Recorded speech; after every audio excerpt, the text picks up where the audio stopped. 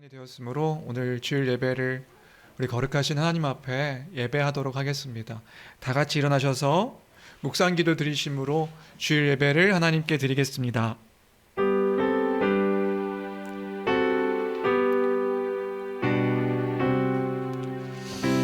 하나님 아버지,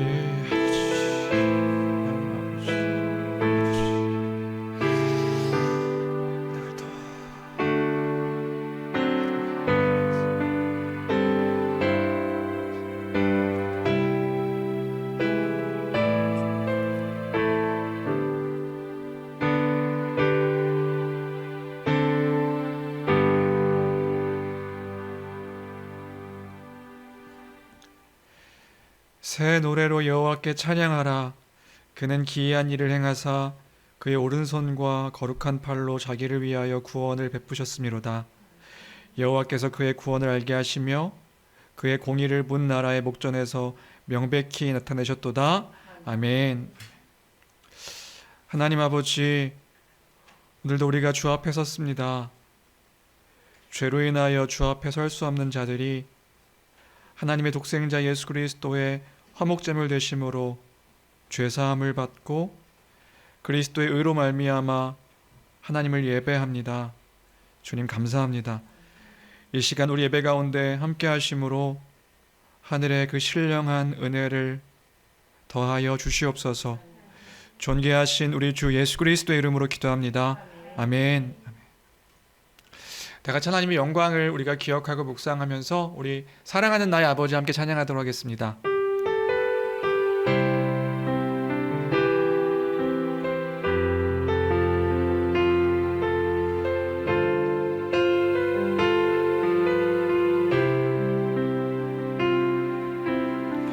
사랑하는 나의 아버지,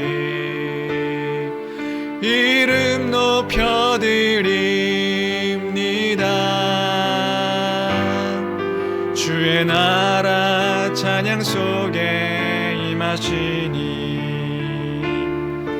능력에 주께 찬송하네.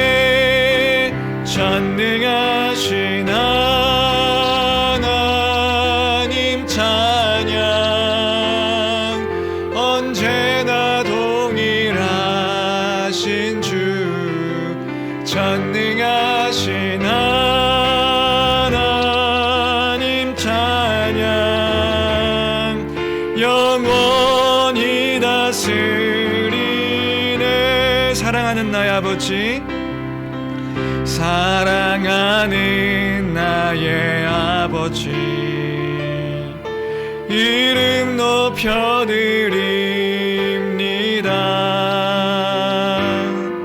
주의 나라 찬양 속에 임하시니 능력에 주께 찬송하네. 전능하신 하나님 찬양, 언제나 동일하신 주, 전능하신 하나님 찬양, 영원히 다스리네.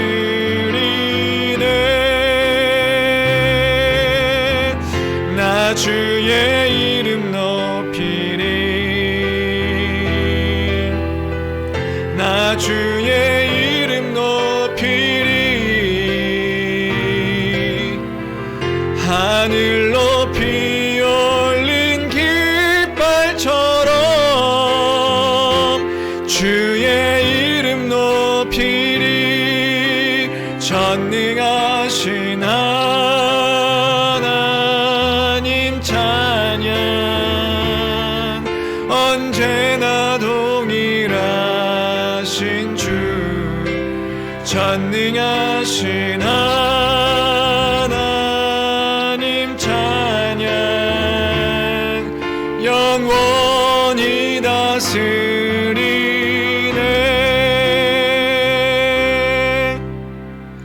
아멘. 모두 자리에 앉아주십시오. 이 시간은 함께 기도하는 시간 갖기로 하겠습니다. 하나님께서 구하시는 제사는 상한 심령이라. 하나님이여 상하고 통회하는 마음을 주께서 멸시하지 아니하시리이다. 특별히 이 시간 한 주간의 우리의 삶을 돌아보며 회개의 시간을 갖도록 하겠습니다. 한 주간의 삶 가운데 하나님 앞에서 죄악된 우리의 모습들이 있다면 그 모습들을 기억하며 회개하길 원합니다. 더불어서 여러 사람들과의 관계 속에서 사랑하지 않은 것이 있다면 이 시간 회개하는 시간 갖길 원합니다.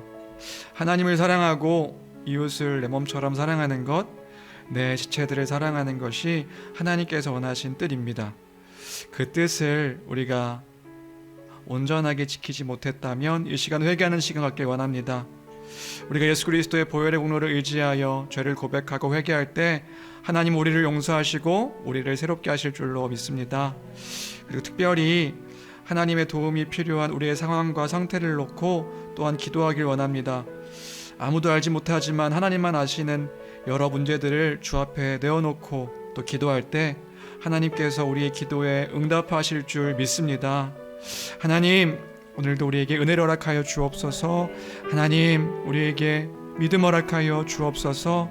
흔들리는 우리의 마음과 믿음 주여 붙잡아 주옵소서. 우리의 이러한 기도의 제목으로 함께 기도하며 나가도록 하겠습니다. 함께 기도하시겠습니다. 존귀하신 하나님 아버지, 은혜와 사랑을 감사합니다. 오늘도 주의 은혜로 살아가는 우리임을 고백합니다. 주여 아버지, 우리와 함께하여 주시옵소서. 주님, 은혜가 필요한 우리임을 고백합니다. 주님, 우리의 마음과 우리의 생각과 우리의 상태와 우리의 환경을 주님이 아십니다.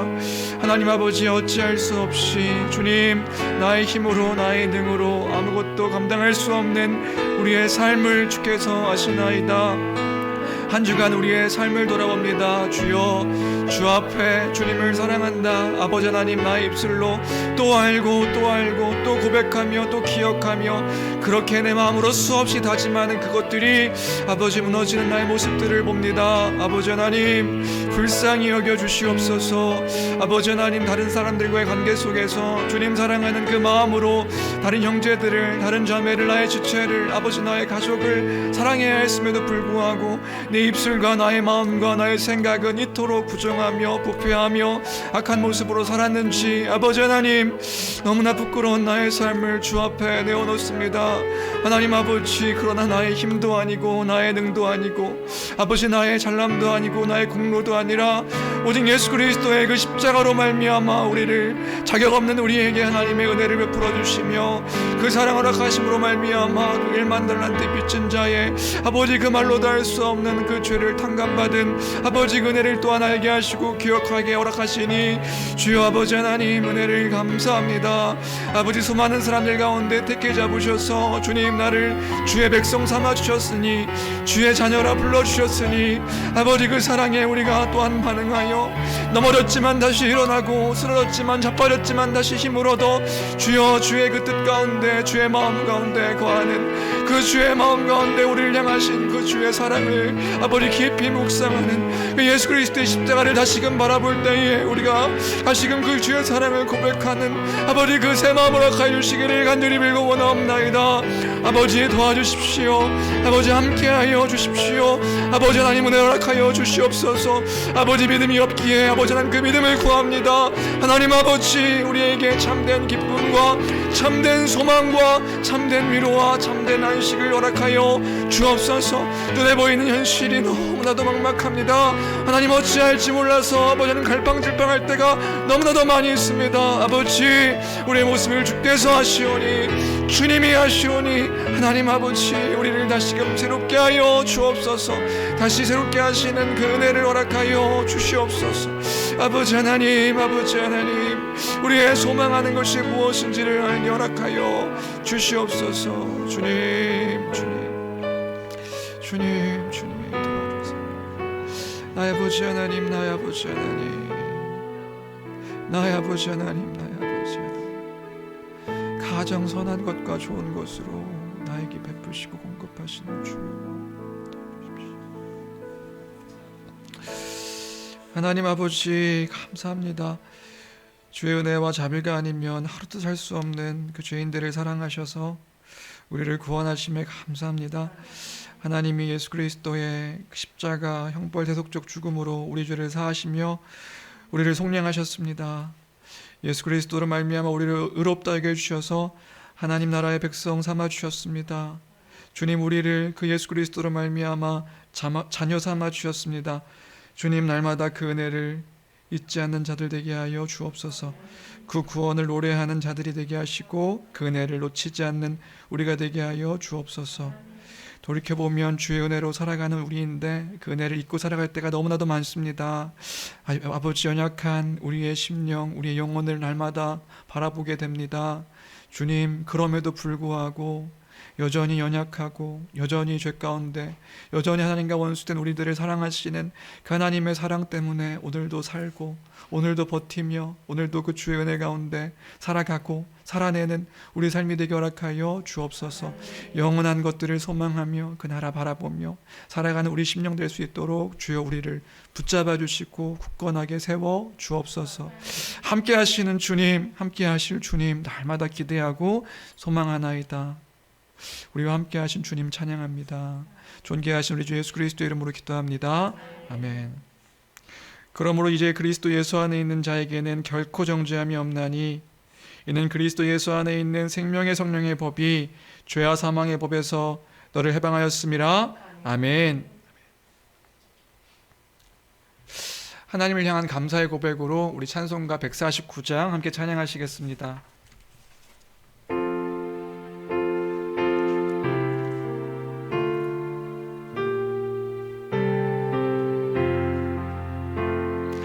주 달려 죽은 십자가 우리가 생각할 때에 세상에 속한 욕심을 헛된 줄 알고 버리네. 죽으신 구주 밖에는 자랑을 말게 하소서. 보혈의 공로 힘입어 교만한 마음을 버리네. 못 박힌 손발 보니 큰 자비 나타내셨네.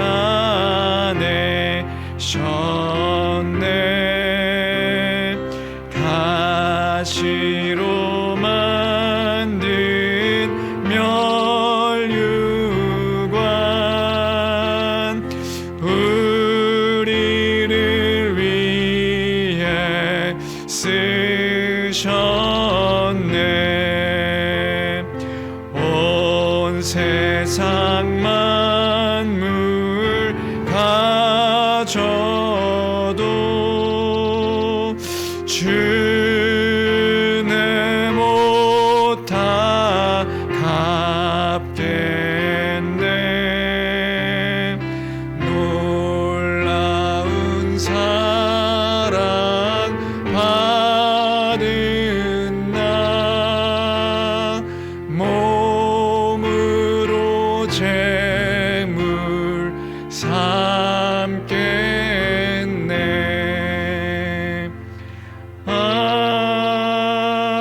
아멘. 사도신경으로 우리의 신앙을 함께 고백합니다. 전능하사 천지를 만드신 하나님 아버지를 내가 믿사오며 그 외아들 우리 주 예수 그리스도를 믿사오니 이는 성령으로 잉태하사 동정녀 마리아에게 나시고 본디오 빌라도에게 고난을 받으사 십자가에 못 박혀 죽으시고 장사한 지 사흘 만에 죽은 자 가운데서 다시 살아나시며 하늘에 오르사 전능하신 하나님 우편에 앉아 계시다가 저리로서 선자와 죽은 자를 심판하러 오시리라. 성령을 믿사오며 거룩한 공예와 성도가 서로 교통하는 것과 죄를 사하여 주시는 것과 몸이 다시 사는 것과 영원히 사는 것을 믿사옵나이다. 아멘. 아멘. 이 시간 우리를 대표해서 우리 송초록 성도님 기도해 주시겠습니다. 만물의 창조주시며 우리의 주인 되신 하나님 아버지, 이 시간 하나님의 거룩하심과 전능하심을 찬양합니다. 아멘. 하나님 앞에 감히 나올 수 없는 저희가 하나님의 사랑과 은혜로 예배할 수 있게 하시니 감사합니다. 아멘. 코로나로 인해서 얼굴을 맞대고 예배하는 기쁨을 알게 하심도 감사합니다. 매일의 삶 가운데서 우리와 동행하시고 목사님을 통해 복음을 더 깊이 알아가게 하심도 감사합니다. 아멘. 하나님, 그러나 우리 매일 반복되는 삶 가운데 감사를 잃을 때가 있습니다. 그리스도가 행하신 일들이 아는 데서 멈추고 감사의 제목들이 되지 못하는 때가 있습니다. 그럴 때 멈춰서서 복음을 묵상하고 그것으로 충분하다는 것을 다시금 고백하길 원합니다. 우리가 어디에 있든 어떤 상황이든 이미 우리에게 베푸신 그 은혜로 충분한 것을 기억하게 하시옵소서. 예배를 통해 말씀을 듣습니다. 말씀을 듣는 가운데 그 말씀이 우리 안에 더 깊이 박히고 더 큰 은혜를 누리길 원합니다. 아멘. 말씀 전하시는 목사님 늘 바른 것을 따르게 하시고 영육 간의 강건함을 더하시며 말씀을 온전히 배우고 전하는 기쁨을 어떤 것에도 빼앗기지 않게 하시옵소서. 또한 전하시는 말씀으로 성도된 우리가 그리스도를 더 잘 알고 매일 삶 가운데 성숙하기를 원합니다. 함께 예배하는 어린 자녀들에게도 듣는 말씀이 더 잘 이해될 수 있는 은혜를 허락해 주시옵소서. 아멘. 예수님의 이름으로 기도합니다. 아멘. 아버지 도와주세요. 아버지 도와주세요.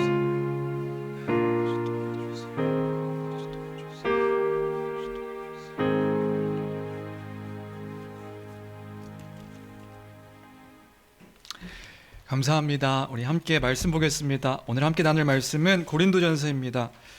고린도전서 15장입니다. 15장.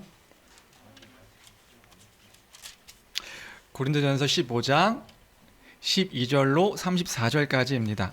12절부터 34절까지 함께 읽도록 하겠습니다. 함께 읽습니다. 긴데요. 천천히 함께 읽도록 하겠습니다. 함께 읽습니다. 시작. 그리스도께서 죽은 자 가운데서 다시 살아나셨다 전파되었거늘 너희 중에서 어떤 사람들은 어찌하여 죽은 자 가운데서 부활이 없다 하느냐. 만일 죽은 자의 부활이 없으면 그리스도도 다시 살아나지 못하셨으리라. 그리스도께서 만일 다시 살아나는 우리가 전파하는 것도 헛것이요 또 너희 믿음도 헛것이며 또 우리가 하나님의 거짓 증인으로 발견되리니 우리가 하나님이 그리스도를 다시 살리셨다고 증언하였음이라.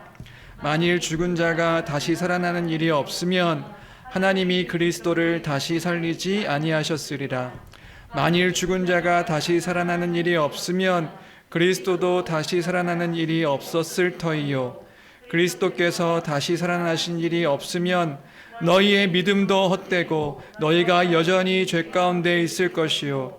또한 그리스도 안에서 잠자는 자도 망하였으리니 만일 그리스도 안에서 우리가 바라는 것이 다만 이 세상의 삶뿐이면 모든 사람 가운데 우리가 더욱 불쌍한 자이리라. 그러나 이제 그리스도께서 죽은 자 가운데서 다시 살아나사 잠자는 자들의 첫 열매가 되셨도다. 사망이 한 사람으로 말미암았으니 죽은 자의 부활도 한 사람으로 말미암는도다.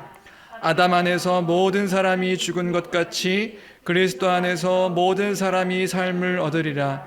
그러나 각각 자기 차례대로 되리니 먼저는 첫 열매인 그리스도요 다음에는 그가 강림하실 때에 그리스도에게 속한 자요 그 후에는 마지막이니 그가 모든 통치와 모든 권세와 능력을 멸하시고 나라를 아버지 하나님께 바칠 때라. 그가 모든 원수를 그 발 아래에 둘 때가 반드시 왕노릇하리니 맨 나중에 멸망받을 원수는 사망이니라. 만물을 그의 발 아래에 두셨다 하셨으니 만물을 아래에 둔다 말씀하실 때에 만물을 그의 아래에 두시니가 그 중에 들지 아니한 것이 분명하도다. 만물을 그에게 복종하게 하실 때에는 아들 자신도 그때의 만물을 자기에게 복종하게 하신 이에게 복종하게 되리니 이는 하나님이 만유의 주로서 만유 안에 계시려 하심이라. 만일 죽은 자들이 도무지 다시 살아나지 못하면 죽은 자들을 위하여 세례를 받는 자들이 무엇을 하겠느냐? 어찌하여 그들을 위하여 세례를 받느냐? 또 어찌하여 우리가 언제나 위협을 무릅쓰리요? 형제들아, 내가 그리스도 예수 우리 주 안에서 가진 바 너희에 대한 나의 자랑을 두고 단언하노니 나는 날마다 죽노라. 내가 사람의 방법으로 에베소에서 맹수와 더불어 싸웠다면 내게 무슨 유익이 있으리요? 죽은 자가 다시 살아나지 못한다면 내일 죽을 터이니 먹고 마시자 하리라. 속지 말라. 악한 동무들은 선한 행실을 더럽히나니 깨어 의를 행하고 죄를 짓지 말라. 하나님을 알지 못하는 자가 있기로 내가 너희를 부끄럽게 하기 위하여 말하노라. 아멘. 네, 긴 말씀을 같이 함께 읽었습니다. 설교가 기억나지 않더라도 오늘 본문 말씀이 좀 기억났으면 좋겠다 하는 그 마음이 있고요. 우리는 지난주에 베드로전서 그 말씀을 통해서 하나님 나라를 소망하는 나그네라는 그 주제로 함께 말씀을 나눴습니다. 하나님 나라를 소망하는 나그네. 네. 그 당시에 예수를 믿는 것으로 인하여 염려하고 걱정하고 또 무언가 그 회의적인 마음을 갖고 있는 성도들을 위로하는 메시지, 그 메시지가 그 베드로전서의 초반부의 내용이었습니다. 예수 믿는 것이 이렇게 믿는 것이 맞는가? 주님은 정말로 다시 오시나? 내가 지금 그 예수 믿는 것으로 인하여서 이렇게 어려움을 겪고 있는데 이렇게 예수를 따르는 것이 맞는가? 이렇게 염려하고 근심하고 회의를 갖고 있는 그 성도들을 향하여서 위로하는 메시지가 그 베드로전서의 메시지였죠. 이 땅 가운데 살아가면서 영원한 하나님 나라를 소망하며 그 소망을 따라서 주의 다시 오심을 소망하며 사는 삶, 그리고 그 부활을 소망하며 살아가는 삶, 영원한 고향이 있음을 기억하며 살아가는 삶, 그것이 바로 사도가 전한 메시지의 핵심이었습니다. 그것을 소망하며 살아가는 삶, 우리가 어떤 존재인가, 우리가 지금 무엇을 누리게 된 자인가 기억하며 살아가야 한다고 하는 것이 그 사도 베드로의 그 내용이었죠. 그렇기에 이 땅 가운데 살아갈 때 나의 삶을 통하여 그 하나님의 아름다운 덕을 선포하며 살아가야 된다. 그것을 소망하며 살아가는 사람들이기 때문에 이 땅 가운데서 나그네와 거류민과 같이 영원한 본향을 바라보며 살아가는 사람들이기 때문에 이 땅 가운데서 어떤 삶을 살아가야 되는가? 그 일들을 이루신 그 하나님의 아름다운 덕을 선포하며 살아가는 것이 우리의 모습이다. 이런 이야기들을 또한 하고 있음을 볼 수 있었습니다. 우리 주님이 창조하신 그 창조 때부터 원하셨던 그 하나님의 그 영광이, 하나님 나라의 영광이 무엇인지, 그 하나님 나라의 그 풍성한 복이 무엇인지, 그래서 안식이 무엇인지, 그 안식을 따라서 살아가는 그 영생이 무엇인지, 그 영생을 선포하며 드러내며 나타내는 삶, 그것이 바로 그리스도인의 삶의 모습이다. 왜요? 그 기쁜 소식을 안 사람들이 우리이기 때문에 그 세상 가운데서 그것을 드러내며 살아가는 거예요. 왜요? 그것이 복음임을 안 자들이 우리이기 때문에 삶을 통하여서 그것이 정말 기쁜 소식임을 나타내며 드러내는 것이지요. 그렇기에 심지어 우리를 악하다고 말하는 그 사람들에게, 선한 행실에도 불구하고 우리를 악행한다라고 말하는 사람들에게 여전히 선을 행하며 그 가운데서 하나님의 사랑이 무엇인지를 드러내며 나타내는 사람들이 바로 우리이다. 그 행함을 보여주는 것입니다. 그것이 이 땅 가운데 나그네된 백성으로 살아가는 그 삶의 태도다. 이런 이야기를 우리가 지난주에 함께 나눴지요. 왜요? 다른 사람들은 모르고 또 그 악행한다고 말하는 사람들은 혹 모를지라도 우리는 아니깐요. 뭘요? 주님 다시 오실 때 우리 주님은 그거 다 알고 계신다는 것, 그거 우리 알고 있으니까, 우리 믿고 있으니까 그들로 하여금 주님 다시 오실 때에 그 하나님의 정말 하나님이 살아계셨습니다. 이 사람들이 그렇게 하나님을 드러내며 나타내며 살았습니다. 라고 선포하게 될 것, 그것을 기대하며 그 주의 다시 오심을 소망하며 그 부활을 소망하며 살아가는 삶, 그것이 바로 하나님 나라를 소망하는 나그네인 우리들의 삶이다. 그 이야기를 그 베드로 사도가 교회 성도들에게 했고, 그 성도들에게 한 이야기들을 우리가 지난주에 함께 나누며 우리가 어떠한 삶을 살아가야 되는지를 함께 생각해 보았던 것 같습니다. 이것이 바로 우리가 기억해야 하는 우리의 삶의 모습인 줄로 믿습니다. 이러한 위로와 권면은요, 사도들의 한결같은 태도였습니다. 그 사도들이요, 이렇게 항상 권면하고 위로했던 거예요. 이러한 삶을 살아야 된다고요. 단순히 베드로만 이렇게 얘기한 것이 아니라 베드로, 요한, 오늘 함께 우리가 살펴볼 바울의 태도도 그랬다고요. 그리고 그리스도 안에서 믿음의 선배된 교회도요, 이러한 삶을 전하고 드러내고 나타내고 이것을 통하여서 하나님이 어떤 분이신지를 드러내며 나타내는 것이 그 믿음의 선배들인 교회들, 우리가 지금 쭉 이어왔던 교회의 참된 모습이었습니다. 교회가 그랬다고요. 교회가 그러한 모습을 드러내고 보여줘야 한다고요. 주 안에 사랑하는 성도 여러분, 우리가 이 소망을 따라서 함께 그 삶을 살아내는 그런 우리 교회가 되길 주님의 이름으로 축원합니다. 그러니까요, 우리를 볼 때마다 이랬으면 좋겠어요. 이런 모습이 다시금 회복됐으면 좋겠어요. 교회 다니는 사람들, 저 사람들을 보니, 당신을 보니, 주님이 어떤 분이신지 알 것 같습니다.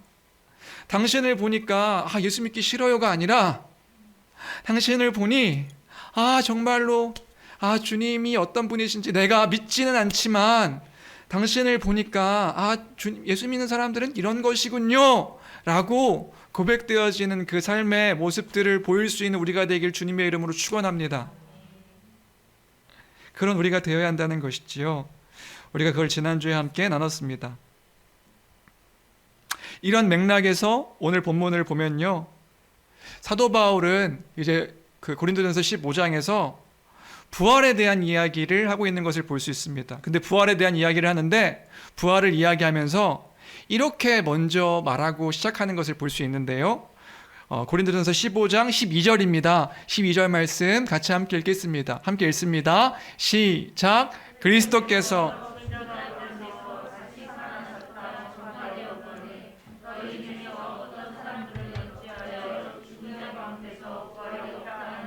네, 이렇게 이야기를 시작하는 거예요. 어찌하여 너희 중에 어떤 사람들은 어째서 죽은 자 가운데 부활이 없다 하느냐? 왜 이런 얘기를 했을까요? 이렇게 이야기한 이유가 있겠죠. 왜냐하면 교회 안에 부활이 없다고 말하는 사람들이 있었던 것 같습니다. 교회 안에서요. 그러니까 교회 밖에 있는 사람들이 부활이 없다고 얘기하면 이해가 되죠. 근데 교회 안에 있는 성도들 가운데 그 성도들이 부활이 없다, 부활을 부정하는 사람들이 교회 안에 있었던 거예요. 분명히 바울 사도가 복음을 전할 때에 그 부활에 대한 교리를 가르치지 않았을 리가 없는데, 그렇죠? 왜냐하면 그 부활은 복음의 핵심이기 때문에 그렇죠. 복음의 핵심, 예수 그리스도의 십자가의 죽으심과 그가 다시 3일 만에 부활하셨다. 뭐라고요? 지관아, 그 예수님이 십자가 못 박혀 죽으셨고 그 죽으신 주님이 다시 부활하셨다. 그리고 그 예수님 부활하신 것 같이 우리도 부활할 것이다. 이 얘기를 사도 바울이 전하지 않았을 리가 없는데, 그런데 교회 안에 일부 성도들이요, 이렇게 이야기했던 거예요. 부활이라는 거 없다. 그건 말이 안 된다. 그렇게 말하는 사람들이 교회 안에 있었던 거죠. 너무나 확신을 가지고 또 강하게 얘기하니까 그 안에 교회 안에 있는 성도들이요, 그 부활이 없다라고 말하는 사람들의 말에 동요가 돼서 그 부활에 대해서 의심하고 또 이렇게 갈팡질팡하는 모습들이 교회 안에 있었던 거예요. 그럼 우리는 생각해 볼 수 있는 거죠. 사도가 분명히 그 부활의 복음을 전했을 텐데, 부활이 교회에게 무슨 의미고 우리가 부활을 소망한다는 것이 어떤 것인지 분명히 전했을 텐데, 왜 어떤 사람들은, 교회 안에 있는 어떤 사람들은 부활을 믿지 못하고 심지어 부활이 없다라고 말하는 것, 어떻게 된 일일까? 이게 어떻게 된 일일까요? 왜 그렇게 없다고 얘기했던 것일까? 이 사태를 좀 이해하기 위해서는 언제나 그랬듯이 그 당시의 시대적 상황을 좀 이해할 필요가 있습니다. 그 당시의 시대적 상황, 왜 그랬을까? 왜냐하면요, 그 부활을 부정하는 것이 그 몸의 부활이요. 부활이 뭔 줄 아시죠? 그리스도가 그 몸으로 다시 살아나신 것 같이 우리도 그리스도와 같이 다시 살 것이다. 그 죽은 자 가운데서 다시 살 것이다. 살아서 믿는 자는 죽지 않고 살아서 죽은 자는 다시 부활할 것이다. 다시 우리가 몸에 부활할 것이다. 이게 부활이잖아요. 근데요, 그 당시에 그 시대적 사상, 시대적 문화, 그 고린도 지역을 이렇게 지배하고 있던 그 생각은 뭐였냐면 그 몸의 부활을 부정하는 것이 그 사회를 지배하던 시대적 상황이었기 때문에 그랬던 것입니다. 무슨 말이냐면 이런 거예요. 그 당시에 고린도 지역은요, 좀 어려울 수 있는데 고린도 지역은 그리스 로마 철학의 영향을 받았었습니다. 그러니까 그 당시에 그 고린도 지역을 지배하던 사상이 있는데, 생각이 있는데, 그 사람들이 깔려있는 생각들이 있는데, 그 생각들이 뭐였냐면 그리스 로마 철학이 그 사람들의 머릿속에 이렇게 지배하고 있었던 거예요. 그 사상들이요. 그런데 그 다수의 그리스 로마 철학적 사상이 뭐였냐면 이원론이었습니다. 이원론이 뭔가 하면요, 쉽게 얘기하면 어떤 개념이냐면 눈에 보이는 육체는 악하고 눈에 보이지 않는 그 이성, 영적인 것, 그것은 선하다고 생각하는 사상이 이원론이었어요. 무슨 말인지 이해되세요? 다시요. 그 사람들이 이렇게 그 생각하는 것 안에 그 당시를 지배하고 있던 그 철학, 그리스 로마 철학의 사상이 있었는데, 그 사상의 내용이 뭐였냐면 이원론. 육적인 것, 눈에 보이는 것들은 악해요. 선하지 않아요. 그럼 뭐가 선하냐? 눈에 보이지 아니하는 영적인 것, 영적인 세계, 이런 것이 선하다라고 말하는 그 철학이 그 이원론이었던 거예요. 영혼의 세계가 선하다, 영적인 것이 선하다, 이성적인 것이 선하다, 눈에 보이지 않는 영혼이 영원하다, 이런 생각이 이제 그 당시 그 고린도 지역을 지배하던 사상이었기 때문에, 그러니까 몸의 부활을 이야기할 때 거부감이 들었던 겁니다. 왜요? 육체는 악한 건데 몸이 부활한다고? 우리 약한 그 몸이 부활하는 거라고? 내가 가지고 있는 생각과 다른 거니까요. 그 당시에 사람들이 이해하고 있던 생각과 교회가 말하는 건 다른 거니까요. 그러니까 이 교회 안에 있는 사람들도 그 고린도 지역에 있는 그 사고와 사상에 물들어 있어서 교회가 전하는 그 부활에 대한 교리가 거부감이 들었던 거예요. 쉽게 얘기하면 이런 거죠. 요즘 세상에 그거 누가 믿어? 지금 우리가 지금 사람들이 알고 있는 것들과 다른 이야기, 이거 누가 믿어? 영적인 것은 선한 거고 육적인 건 악한 건데 몸이 부활한다고? 그걸 어떻게 믿어? 근데 누가 그런 얘기를 했냐 하면 교회 안에 있는 성도들이요. 세상이 지금 어떤 세상인데 육체가 부활한다고 말해? 예수님이야 신적 존재니까 그럴 수 있다 치자고. 근데 우리가 몸에 부활을 한다는 것을 우리가 어떻게 믿을 수가 있는가? 이런 생각들이 교회 안에 있는 사람들 안에 있었단 말입니다. 왜냐하면 고린도 지역의 분위기가 그런 분위기였으니까요. 그런 분위기의 사상이 교회 안으로 흘러 들어온 거예요. 그러니까 교회 안에 있는 사람들이 뭐 하냐면 그 부활을 비웃는 거예요. 교회 안에 있는 성도들이 우리가 예수님처럼 부활하게 될 거야 말하는데 교회 안에 있는 사람들이 비웃는 거예요. 지금 어떤 세상인데 우리가 지금 이 되게 지혜로운 생각들을 갖고 있는 이 지역에서 무슨 몸의 부활을 얘기해?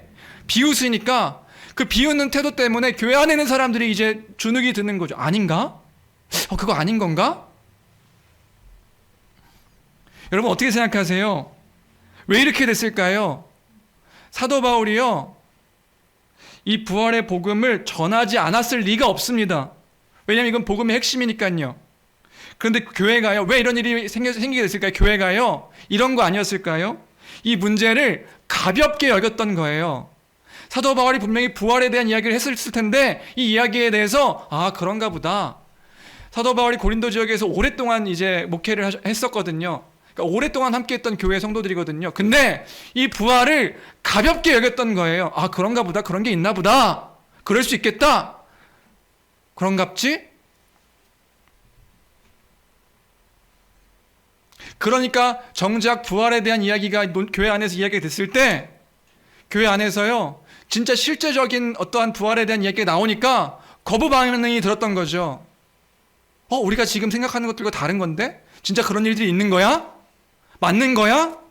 교회 안에 있는 사람들이 그렇게 논쟁하기 시작하게 된 것이란 말입니다. 그게 고린도 교회의 상황이었던 거예요. 주안의 사랑하는 성도 여러분, 이 부분을 묵상하면서요, 여러분들은 어떤 생각이 드시나요? 어떤 생각을 여러분들은 하게 되시나요? 저는요, 이것들을 이제 한편으로 이 부분들을 묵상하면서 그런 생각을 하게 됐어요. 뭐냐면 우리도 그럴 수 있겠다. 어쩌면 우리도 그럴 수 있겠다. 혹시나 나도 그렇지 않은가? 나는 이 부활에 대해 얼마만큼 간절하게, 얼마만큼 귀하게, 얼마만큼 그 복음의 핵심으로 소망하면서 그것들을 바라고 있지? 우리 믿음의 선배들처럼 이 부활에 대한 것들을 정말로 갈망하면서 그렇게 진짜로 여기며 살아가고 있는가? 우리에게 부활은 어떤 의미인가? 이런 고민을 하게 됐어요. 우리 이 부활에 대한 복음의 핵심의 주제가 우리의 진짜 삶의 전 부분에 영향을 끼치고 있을까? 그러니까 이 바울이 지금 고린도전서 15장 12절에서 얘기하고 있는 게 지금 고린도 교회의 상황과 우리의 지금 상황이 크게 다르지 않겠다. 그런 교회를 향하여서 바울 사도가 12절 이렇게 얘기하고 있는데 저는 되게 큰 소리로 들렸단 말이에요. 우리 같이 함께 한 번 더 12절을 함께 읽도록 하겠습니다. 함께 읽습니다. 시작. 그리스도께서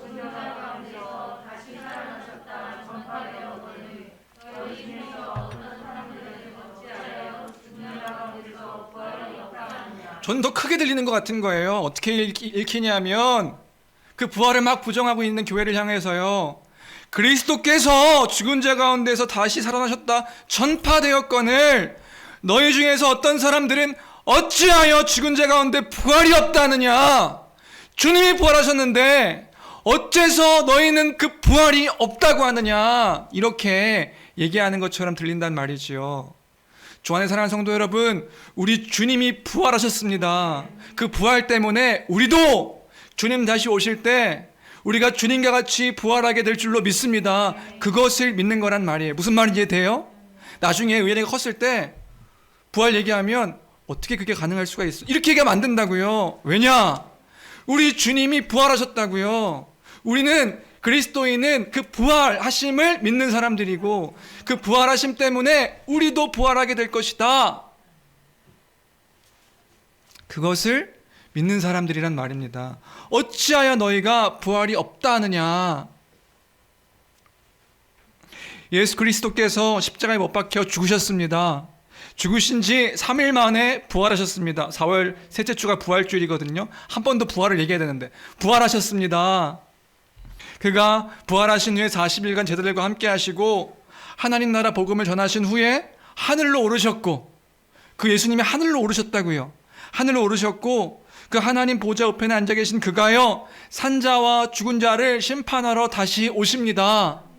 우리는 성령을 믿습니다. 거룩한 공예를 믿습니다. 성도가 성령 안에서 교통하는 것과 몸이 다시 사는 것과 영원히 사는 것을 믿습니다. 제가 지금 뭐 얘기하는지 아세요? 사도신경 얘기하고 있는 거예요. 우리의 신앙의 고백으로 고백하는 그 사도신경 안에 그것을 고백하고 있는 거라고요. 누가? 우리가요. 성령을 믿습니다. 거룩한 공예와 성도가 서로 교통하는 것과 죄를 사하여 주시는 것과 몸이 다시 사는 것과 또 뭘 믿어요? 영원히 사는 것을 믿습니다. 아멘 하고 우리가 신앙 고백하는 거잖아요. 그것이 우리가 우리의 삶 가운데 중요한 복음의 핵심이란 말입니다. 우리는요, 그것을 믿는 자라고요. 그것을 소망하는 자들이라고요. 그때 몸이 다시 살아나 영원한 나라 가운데 거하며 산다. 그런데 이 신앙 고백을 우리가 얼마나 진지하게 고백하고 있을까? 이것이 우리의 진짜 고백이면 우리가 소망하는 것이 달라야 되지 않겠습니까? 근데 우리도 한편으로 그렇지 않을까? 뭐냐 하면 우리는 지금 그 그리스 로마 철학이 사상이 지배하는 그런 시대에 살고 있지는 않습니다. 그러나 우리가 지금 처해 있는 상황 가운데 어떤 상황이지요? 우리는 근대 이후로 과학이 발달해서 과학이 말하는 것만이 진리다라고 말하는 시대 속에 우리가 살아가고 있어요. 그래서 과학이 인정해 주는 것만 맞아, 사실이야, 팩트야. 과학이 얘기해 주지 않은 것은 사실이 아니야 라고 말하는 그런 사상 가운데, 그런 생각 가운데 우리가 지금 살아가고 있는 세상이 그런 세상이란 말이지요. 과학적으로 밝혀내지 않은 것은 믿을 수 없는 것, 과학이 말하는 것은 사실이고 그것을 믿을 수 있는 것, 그것이요, 그것만을 말해야 된다라고 말하고 얘기하고 있는 세상이 우리가 살고 있는 세상입니다. 어찌 보면 고린도 지역에서의 그 모습과 우리가 지금 살아가고 있는 그 모습이 전혀 다르지 않을 수도 있는 것이란 말입니다. 그런데 그때에 우리가 선포하고 고백하는 내용은 뭐예요?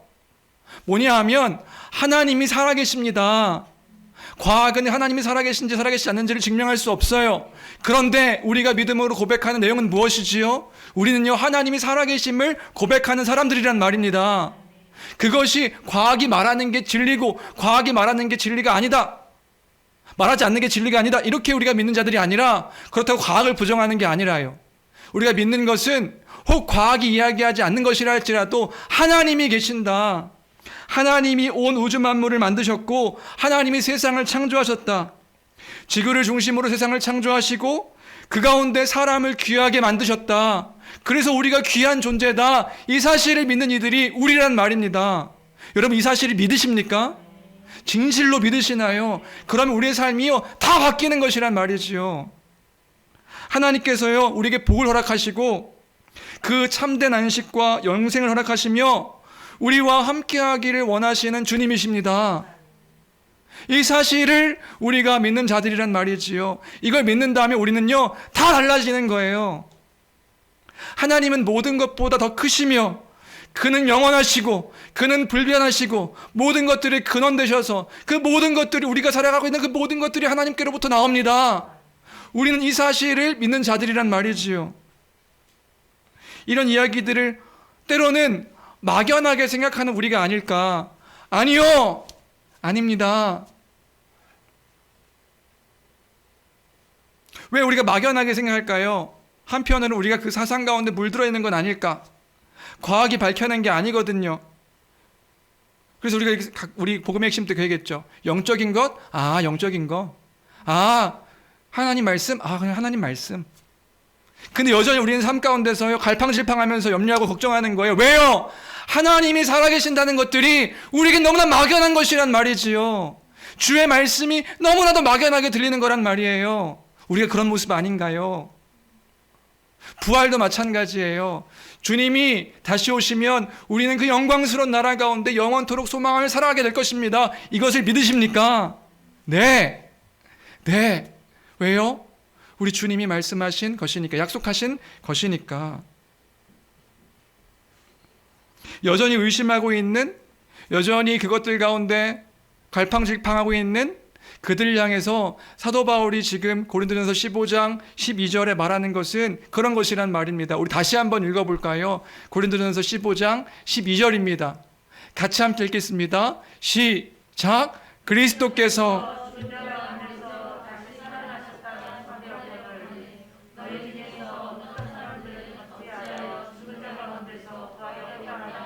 네, 그리스도께서 죽은 자 가운데서 다시 살아나셨다 전파되었거늘 너희 중에서 어떤 사람들은 어찌하여 죽은 자 가운데서 부활이 없다 하느냐?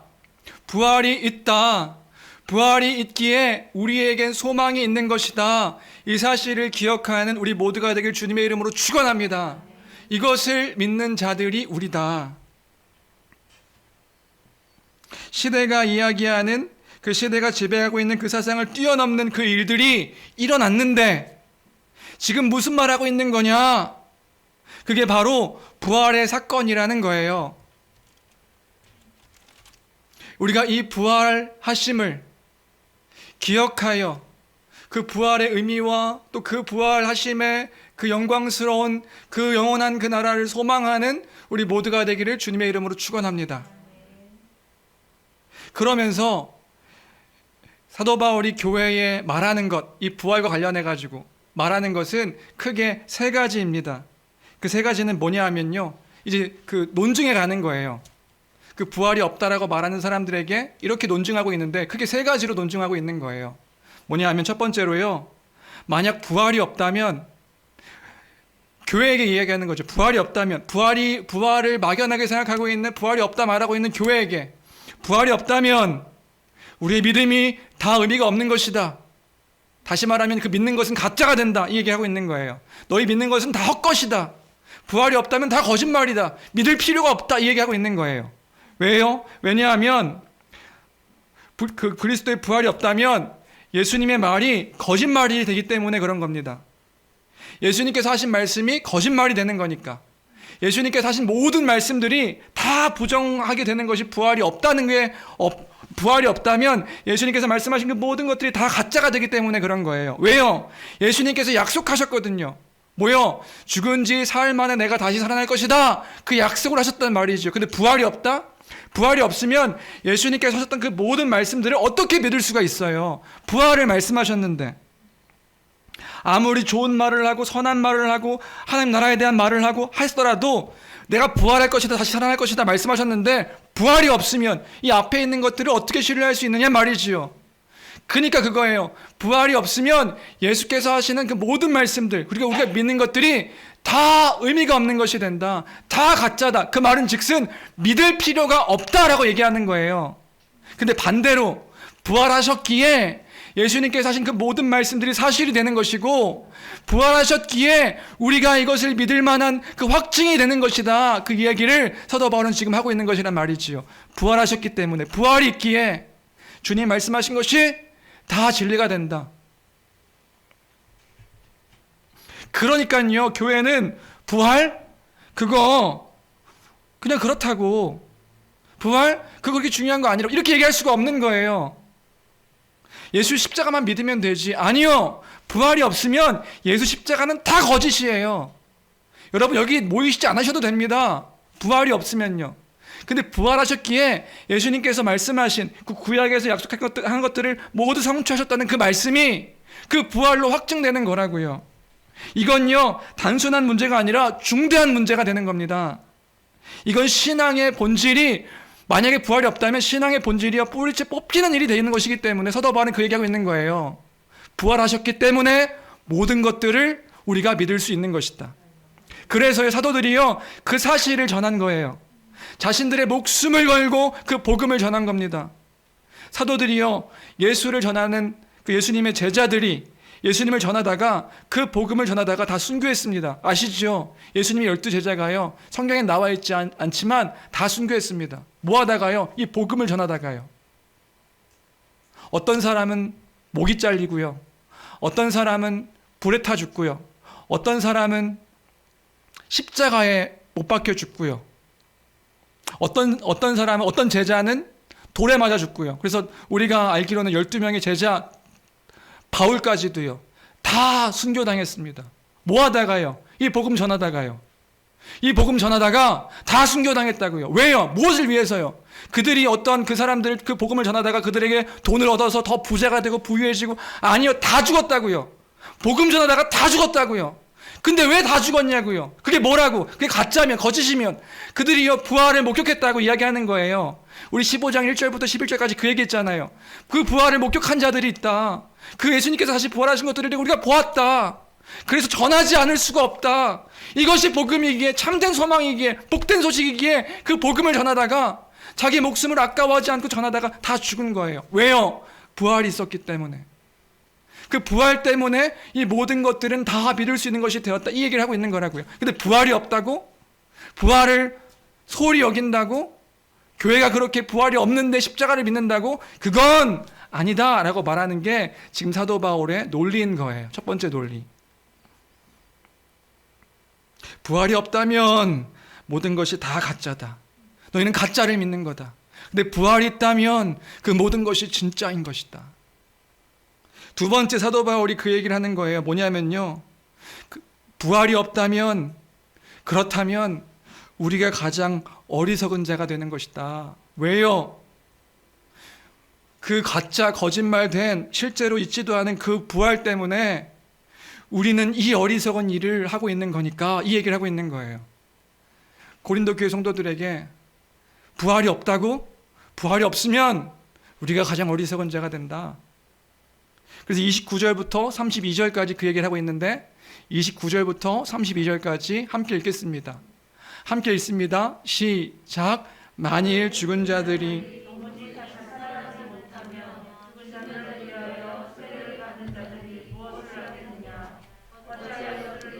세례를 받느냐 또 어찌하여 우리가 언제나 위험을 무릅쓰리요.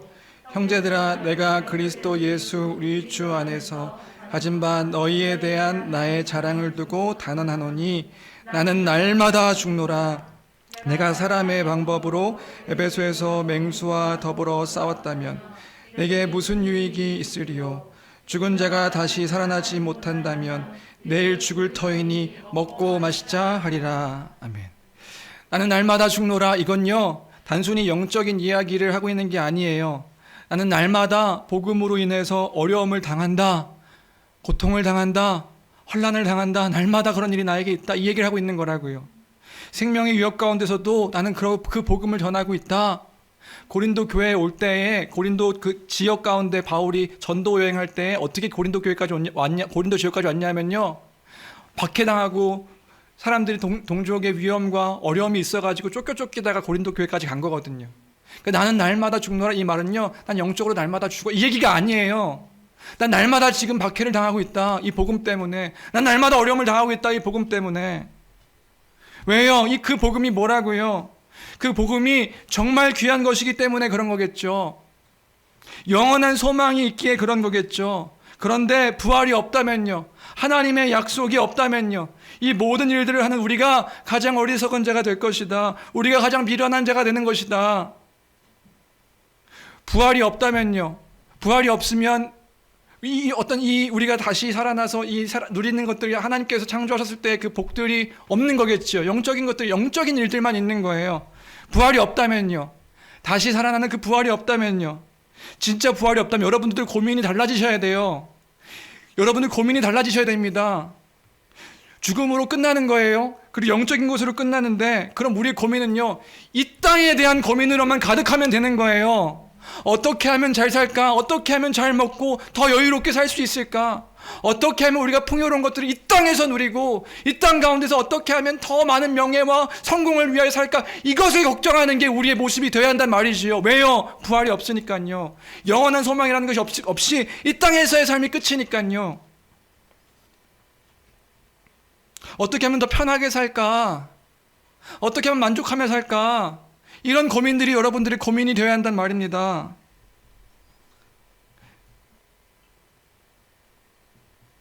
이런 고민을 해야죠. 사도 바울은 그거예요. 그런 고민을 했겠지. 이런 고민을 해야지. 내가 지금 이렇게 살았겠는가? 내가 지금 이 어려움 가운데 살았겠는가? 사도 바울이 어떻게 살았는지는요, 고린도 후서 11장에서 더 말하고 있는 것을 볼 수 있습니다. 고린도 전서에서도 이야기하고 있는데 고린도 후서에서도 이렇게 이야기하고 있더라고요. 고린도 후서 11장, 개역 개정은 좀 어려워서 그러니까 우리말 성경으로 좀 이렇게 갖고 왔는데 있나요? 같이 함께 읽어보시겠어요? 바울이요, 자신의 삶을 이렇게 이야기하는 거예요. 같이 함께 읽겠습니다. 시작. 그들이 그리스도의 일꾼입니까? 내가 정신 나간 사람처럼 말합니다마는 나는 수고도 많이 하고 매도 수없이 맞고 감옥살이도 많이 하고 죽을 고비도 여러 번 넘겼습니다. 유대 사람들에게 40에 하나 감한 매를 5번이나 맞았고 3번 채찍으로 맞았고 1번 돌로 맞았고 3번이나 파선을 당했고 밤낮 하루 꼬박을 바다에서 헤맨 적도 있습니다. 나는 수차례에 걸쳐 여행해서 강의 위험과 강도의 위험과 동족의 위험과 이방 사람의 위험과 도시의 위험과 광야의 위험과 바다의 위험과 거짓 형제들의 위험을 겪었습니다.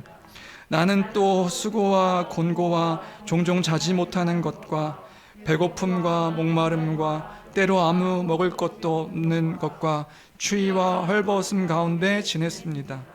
그런데 이와 별도로 날마다 나를 억누르는 것이 있으니 곧 내가 모든 교회를 위해 염려하는 것입니다. 왜 이런 삶을 살아요? 왜 이런 삶을 사는 목적이 뭐예요? 이런 삶을 왜 이 땅 가운데 살아요? 이 땅에서 삶이 끝이면 이 땅에서 어떻게 하면 더 잘 살까를 고민해야죠. 근데 그게 아니라는 거예요. 다른 소망이 있다는 겁니다. 우리에겐 다른 소망이 있는 것이란 말입니다. 그게 뭐냐 하면, 진짜 소망이 뭐냐 하면 마지막으로 그 얘기하는 거예요. 진짜 소망이 뭔데요? 그게 부활이다, 이렇게 얘기하는 거예요.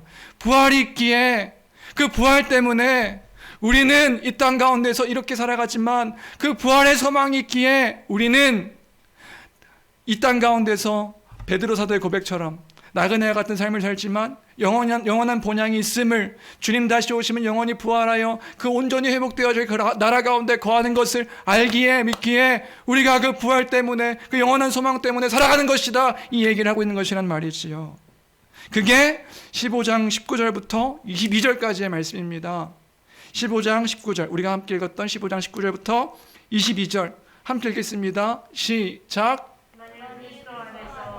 우리가 바라는 것이 다만 이 세상의 삶뿐이면 모든 사람 가운데 우리가 더욱 불쌍한 자이리라.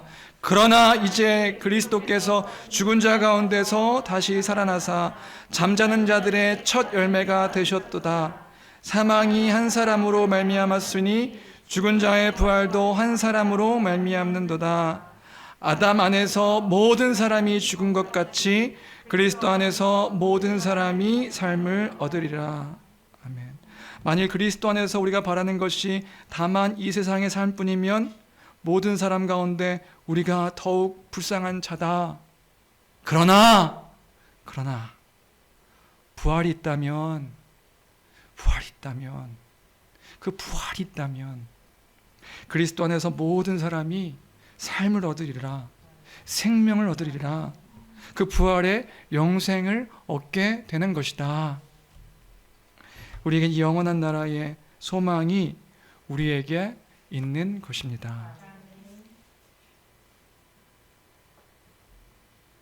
그러니까 이 땅 가운데서 지난주 설교랑 이렇게 연결해서 생각을 해보는 거죠. 그 본향을 따라 썩지도 않고 더럽지도 않고 쇠하지도 않는 영원한 것이 주 앞에 있음을 기억하여 그 나라 바라보며 주의 아름다운 덕을 선포하며 선한 행실을 하며 살아가고 살아내는 삶, 그것이 우리의 삶에 그 주님이 어떤 분이신지를, 우리에게 행하신 것이 무엇인지를 나타내는 것을 삶의 목적으로 두고 살아가는 삶, 이것이 진짜인 것을 믿어서 그것을 조롱하고 비방하는 이들로 하여금 우리 주님 살아나신 것이 그 부활이 사실이기에 우리도 그 부활을 소망하며 산다라고 말할 수 있는 삶, 그것이 바로 우리가 살아가는 삶의 모습인 것이겠지요. 그래서 이 부활과 관련해가지고 제가 정말 좋아하는 목사님, 저도 때로는 이렇게 이것이 맞나 의심될 때마다 한 번씩 다시금 이렇게 믿음의 선배처럼 이렇게 찾아듣는 설교와 또 목사님, 여쭙는 목사님들이 계시는데 그 가운데 한 분인 그 노진준 목사님, 그 부활에 대한 이야기 짧은 그 영상 같이 나누셨던 분들도 있긴 하겠지만 다시 한번 우리가 기억하면서, 그러니까 정일국 목사 혼자 전하는 게 아니다, 그런 거 있거든요. 가끔 저 혼자 하는 소리 같아가지고 외로울 때가 있는데 이런 선배들, 목사님들이 계셔서 같이 외쳐주시면 너무 고마울 때가 있어요. 그 목사님 그 부활에 대한 마지막 그 소망의 내용 영상 가져왔는데 같이 함께 마지막으로 보고 기도하고 마치면 좋을 것 같습니다.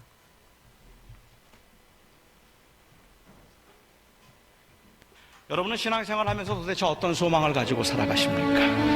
여러분들이 신앙생활을 하면서 그 믿음 생활의 소망이 내가 하나님을 한번 믿으면 하나님께서 나를 죽지 않게 만드셔서 건강하고 오래오래 살게 하실 뿐만 아니라 하나님께서는 내 기도를 들어주셔서 나를 형통하게 하시고 나로 하여금 부유하게 만드시고 하나님께서는 나로 하여금 이 땅에 사는 동안에 아무것도 걱정 근심 없게 하실 것을 믿고 그것을 소망하면서 신앙생활을 하고 계십니까? 그것이 여러분들의 소망입니까? 알아요. 얼마나 힘든지를 알기 때문에, 얼마나 어려운지를 알기 때문에 여러분들에게 이 설교를 하면서 하나님이 우리와 함께 하시니, 하나님이 우리를 지켜주시니 여러분의 사업이 형통할 것입니다. 여러분의 병이 나을 것입니다. 하나님께서는 즉각적으로 응답해 주셔서 여러분들의 모든 문제가 해결될 것이고 여러분들의 자녀가 형통할 것입니다 라고 말하고 싶어요. 그런데 사실이 아니에요. 그건 사실이 아닐 뿐만 아니라 우리는 그것을 바라보면서 그것을 소망하며 살아가는 사람들이 아니라는 말입니다.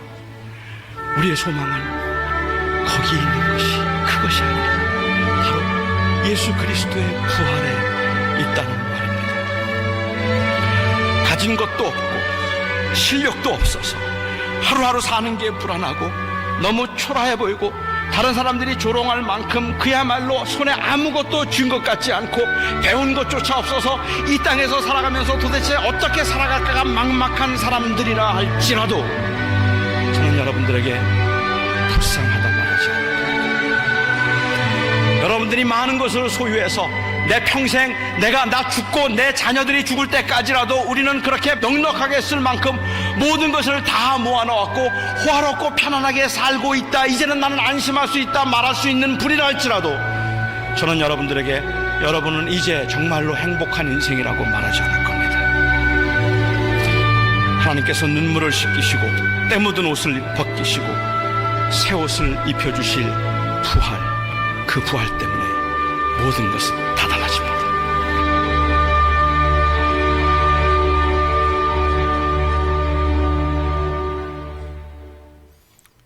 멋있죠?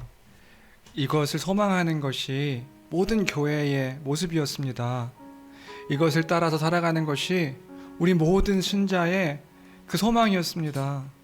그러니까 이 땅 가운데서 그 주를 위해 살아갈 수 있죠. 바울처럼 살지 못하더라도 그 작은 신음의 어떠한 이야기를 할지라도 나는 부활을 소망합니다. 그 복음을 기대합니다. 그 하나님 나라를 바라봅니다 라고 말할 수 있는 것이겠지요. 그 부활에 대한 소망이 우리에게 있으니까 우리가 함께 그 부활, 그 영원한 부활, 주님 다시 오실 때에 온전케 되어질 것들을, 그때가 주님이 다시 오셔서 산자와 죽은 자를 심판하시기 위하여 다시 오실 때 우리를 온전하게 구원하실 것, 그것을 믿으며 이미 그 구원은 시작되었지만 아직 이 땅 가운데서 완성되지 않은 그 구원의 완성이 주님 다시 오시면 이루어질 것들을 바라보며 이 교회를 통하여서 그것들을 또한 누리고 또 맛보고 소망하며 살아가다가 우리 주님 다시 오셔서 우리 주님 만날 때에 그 복음을 이 땅 가운데 전했노라 이렇게 고백하며 또 감사하며 찬양하는 우리 모두가 되었으면 좋겠습니다.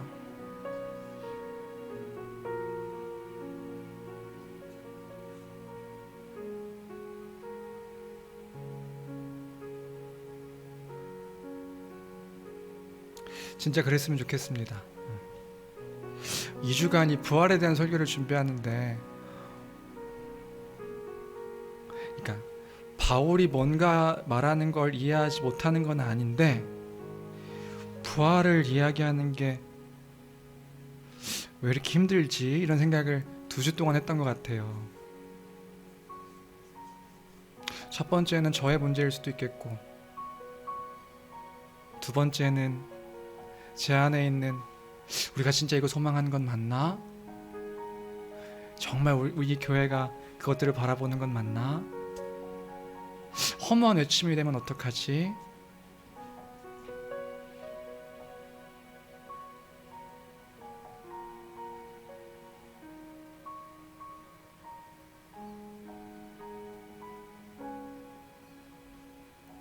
그것이 이상이 아니라 이 지금 주님의 말씀이 우리에게는 참된 현실인 줄로 믿습니다.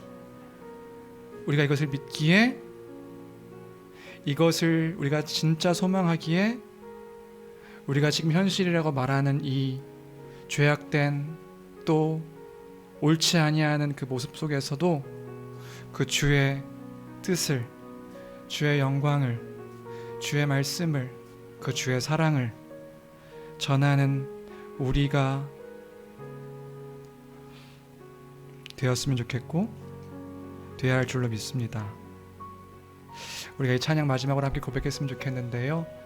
나의 소망 되신 주, 내가 주님을 바라봅니다. 다시 오실 왕 나의 주여, 주님, 내가 주님을 바라봅니다. 이 찬양을 함께 고백했으면 좋겠습니다.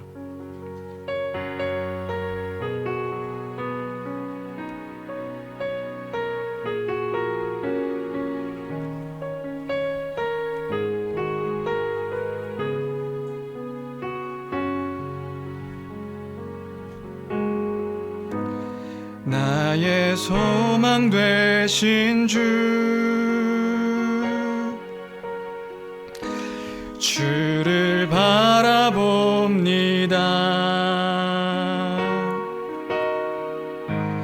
다시 오실 나의 왕 예수, 주를 기다립니다. 한 번 더 나의 소망 되신 주,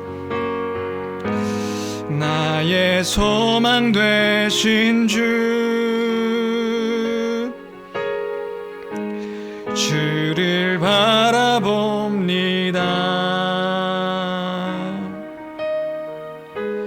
다시 오실 나의 왕 예수,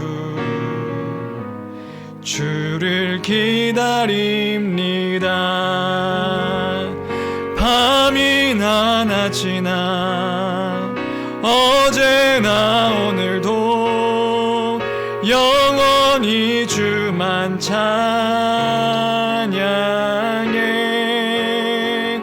괴롭고 슬플 때 낭망하여 넘어져도 언제나 주만 찬양하겠네. 밤이나 낮이나 어제나 오늘도 영원히 주만 찬양해. 괴롭고 슬플 때 낭망하여 넘어져도 언제나 주만 찬양하. 우리 마지막으로 밤이나 낮이나 어제나 오늘도 영원히 주만 찬양해. 괴롭고 슬플 때 낭망하여 넘어져도 언제나 주만 찬양하겠네.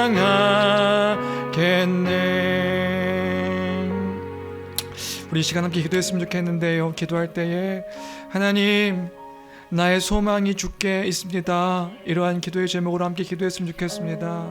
하나님, 그 부활의 소망을 우리가 품고 그 주의 다시 오심을 소망하며 그 영원한 나라를 잊지 아니하며 살아가는 삶이 되게 해달라고.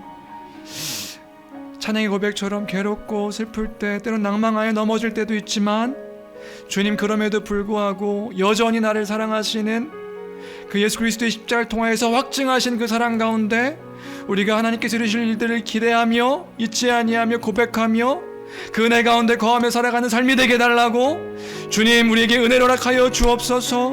주님, 믿음 허락하여 주시옵소서. 우리 간절한 마음으로 함께 기도하며 나가도록 하겠습니다. 기도하시겠습니다. 존귀하신 하나님 아버지, 감사합니다.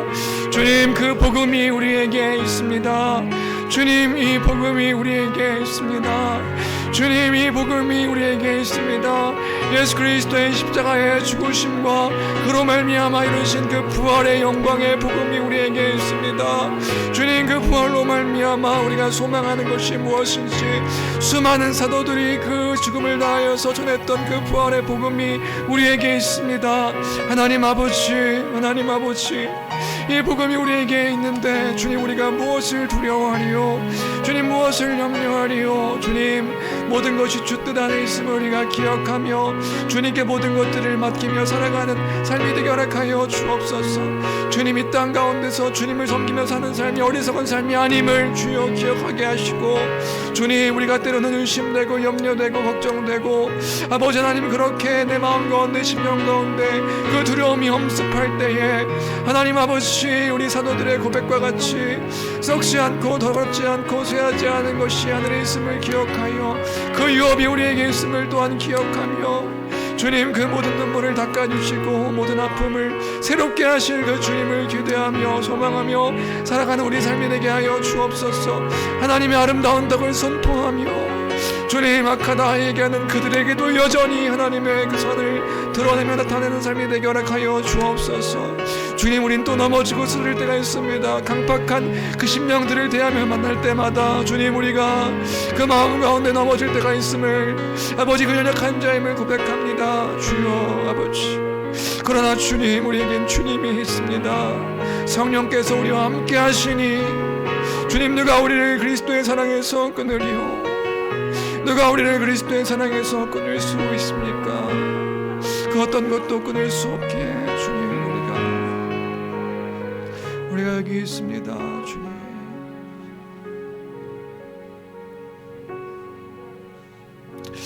하나님 아버지, 우리와 함께 하시며 우리 가운데 선하신 일들로 주여 역사하여 주옵소서. 우리가 여기 있습니다. 그 작은 신음에도 주님 들으시고 아바 아버지 되어주셔서 주님, 주의 자녀를 지키시고 돌보시며 보호하시는 줄로 믿습니다. 주님, 우리가 환난과 어려움과 죽음 앞에 있다 할지라도 그리스도의 십자가를 지고 따라가는 그런 우리 삶이 될 수 있도록 도우시며, 왜 그래야 하냐 묻는 이들에게 영원한 소망이 있음을 고백하며 그 가운데 살아가는 우리 삶이 될 수 있도록 주여 친히 역사하여 주옵소서. 함께 해주시기를 간절히 빌고 원하며 귀하신 우리 주 예수 그리스도의 이름으로 기도합니다. 아멘. 찬송가 68장입니다. 68장 함께 찬양하시겠습니다.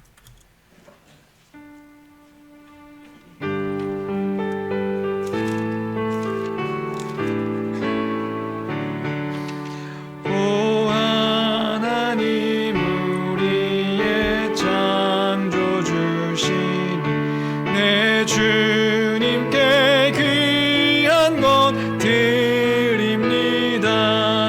내 주께만 엎드려 경배드리며 내 주의 이름 높이 찬양하네. 오 하나님, 우리의 대주 되시여, 일때도 도우셨네. 죽음에서 우리를 구하셨으니 내 주의 이름 높이 찬양하네. 주 하나님 이름을 함께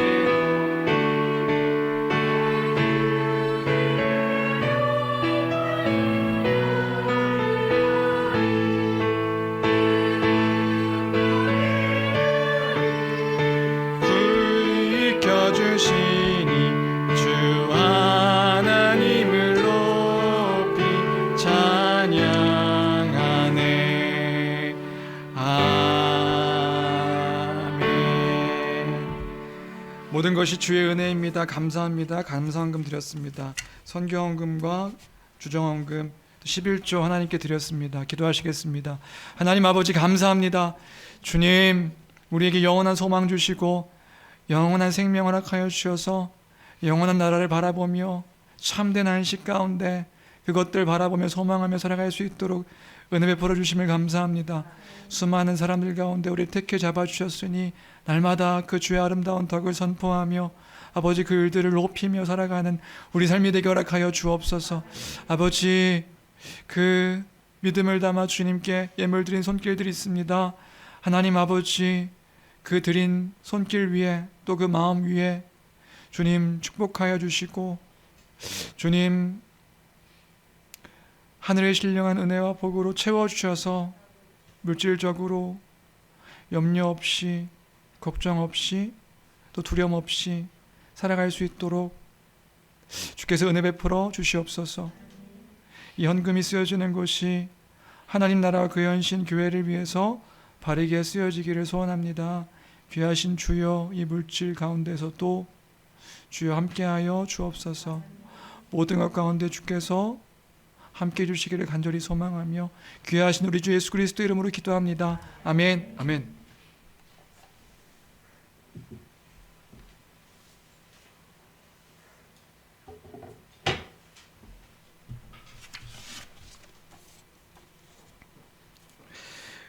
네, 감사합니다. 코로나 확산세가 지속됨에 따라서 현장 예배와 비대면 예배를 병행하여 진행합니다. 원래는 우리가 이제 함께 모이는 것이 원래는 우리가 그 예배를 그러니까 함께함이 교회가 함께 모여서 서로 교제함이 귀한 것인데 지금 상황상 형편상 어쩔 수 없이 또 육체적인 그 고통으로 인해서 우리가 함께 모일 수 없는 그래서 현장 예배와 비대면 예배를 병행하여 진행하고 있습니다. 속히 이 코로나가 종식돼서 함께 모이는 그런 교회가 되기를 우리가 함께 기도했으면 좋겠습니다. 그러나 감기 증상이나 인후통 증상이 있으신 분들은 줌으로 예배에 참석해 주시면 서로가 이제 그 안전을 또한 지킬 수 있을 것 같습니다. 오늘 오후 3시에는 그 말씀의 교회 전체 모임이 있습니다. 특별히 전달사항 및 또 건의사항, 또 공지사항 이런 것들을 이제 함께 나눌 예정이니까요. 참석해 주시면 감사하겠습니다. 줌으로 모입니다. 줌으로요. 원래는 다 같이 모여야 하는데 지금 코로나 상황으로 줌으로 모입니다. 저녁에는 가족들과 설교 나눔 해주시면 감사하겠고요. 특별히 이제 뭐 이따가 더 자세하게 이야기하겠지만 우리 함께 하고 있는 시민 형제가 이제 취업 그 인턴으로 하는 취업이 이제 돼가지고 당분간 이제 제주도에서 6개월 정도 생활하게 될 것 같습니다. 6개월 정도. 근데 이제 함께 줌으로 예배에 참석하고 또 이제 올 수 있는 때는 또 같이 와서 이 예배에 참석하게 될 텐데요. 근데 당분간 현장에서 얼굴을 보지 못할 수도 있다. 그러나 이제 그곳에서 또 많은 것들을 경험하고 또 사회 가운데서 하나님의 아름다운 덕을 선포하는 그 일들에 또 잘 사용되게 해달라고 또 이것들을 통해서 또 하나님이 어떠한 일들을 이뤄가실지를 보고 또 경험하고 또 고백하고 그런 시간들 되게 해달라고 교회가 함께 기도하며 응원하며 또 함께 했으면 좋겠습니다. 교회를 떠나는 거 아니고요. 떠나는 건 아니고 잠깐 지금 그 취업된 것이 이제 인턴으로 이제 취업이 되었다 보니까 그 기간 동안에 그곳에서 이제 생활하다가 다시 돌아올 줄로 믿습니다. 다시 돌아오는데 우리가 잠깐 그 기간 동안에 함께 기다려주고 또 교회로서 응원해주고 하면 좋을 것 같습니다. 네, 특별한 광고는 없고요. 다 같이 일어나셔서 찬송가 635장 찬양하신 후에 축도로 예배 마치겠습니다.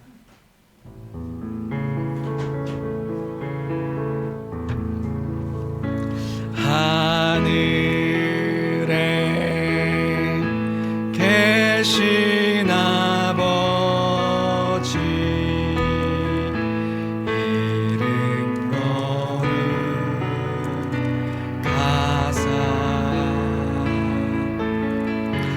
주님 나라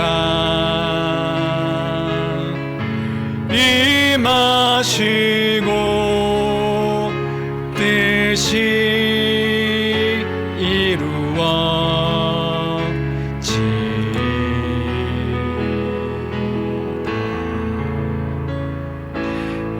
일용할 양식 주시고 우리들의 큰 죄 다 용서하옵시고 또 시험에 들게 마시고 악에서 구원하소서. 대개 주의 나라 주의 권세 주의 영광 영원히 아멘.